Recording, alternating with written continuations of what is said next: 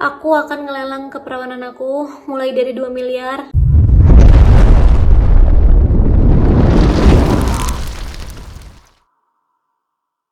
Assalamualaikum warahmatullahi wabarakatuh.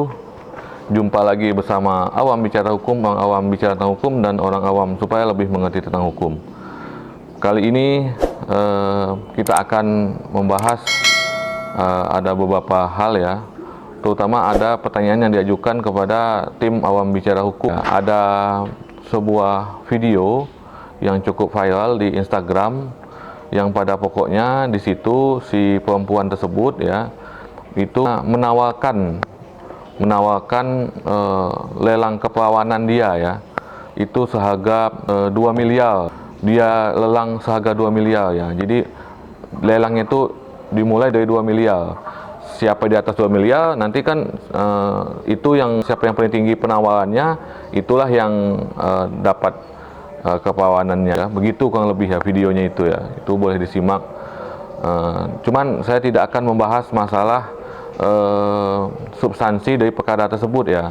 Saya cuma hanya sekedar membagi informasi apakah terhadap hal tersebut ada ancaman pidananya ketika seseorang perempuan menjual atau melelang keperawanannya di media sosial ya.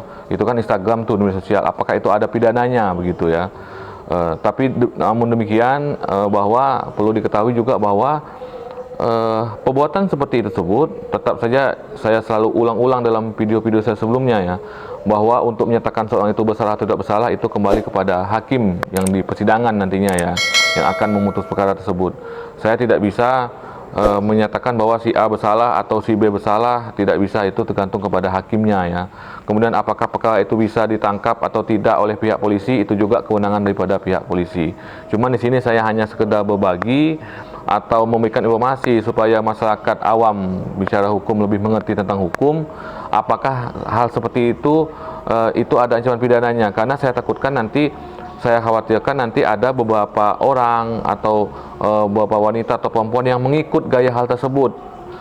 Begitu ya. Baik. Jadi bagaimana tentang apakah ada ancaman pidana terhadap para penjajah seksual ya, atau misalnya orang yang menawarkan hubungan seksual kepada dirinya ya. Ya. Sebenarnya itu di dalam kitab undang-undang hukum pidana itu tidak diatur. Maka selama ini tidak pernah ada orang yang menjajakan seksnya itu, menawarkan hubungan badan PSK lah, pekerja seks komersil seperti itu ya.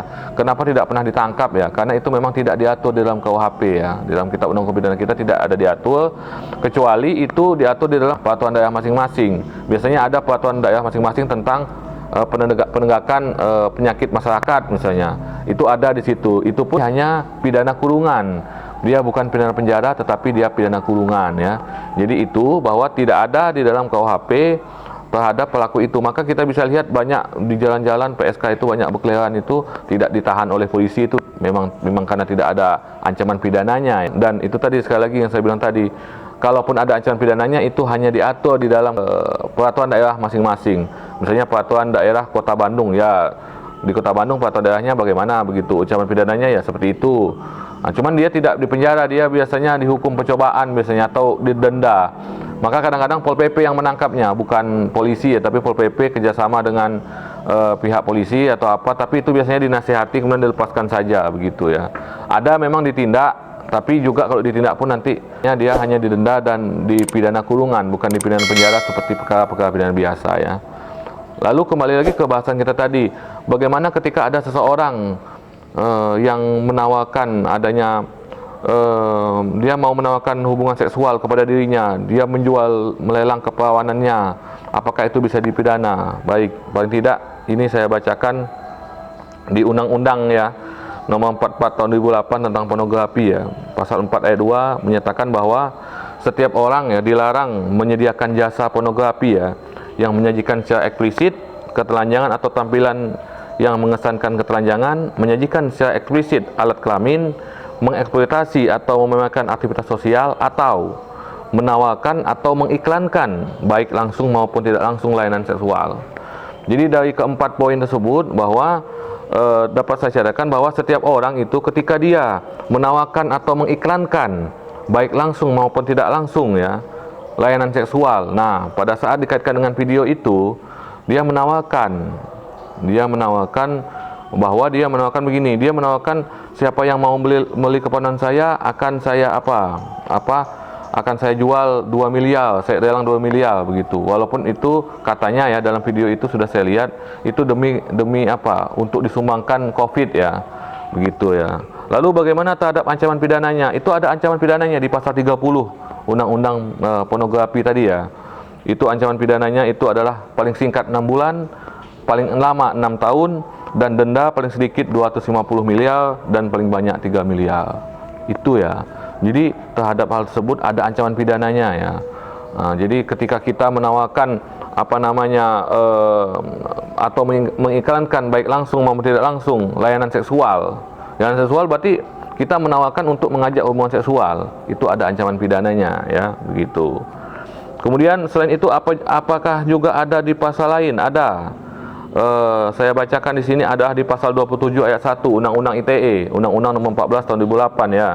Di situ dinyatakan bahwa setiap orang dengan sengaja tanpa hak mendistribusikan atau mentransmisikan dan atau membuat dapat diaksesnya informasi elektronik yang memiliki muatan yang melanggar kesusilaan ya.